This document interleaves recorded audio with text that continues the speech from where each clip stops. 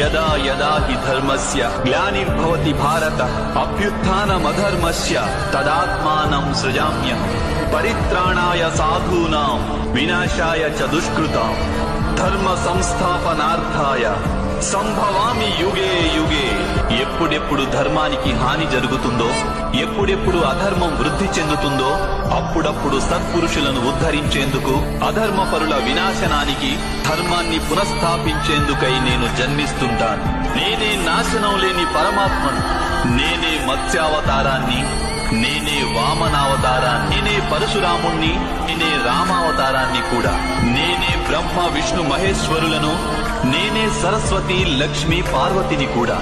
నేను పురుషుడను కాను, స్త్రీని కాను, నపుంసకుడిని కాను. నేను శరీరాన్ని కాను, శరీర అవయవాలను కాను. నేను జ్ఞానాన్ని, సృష్టిని,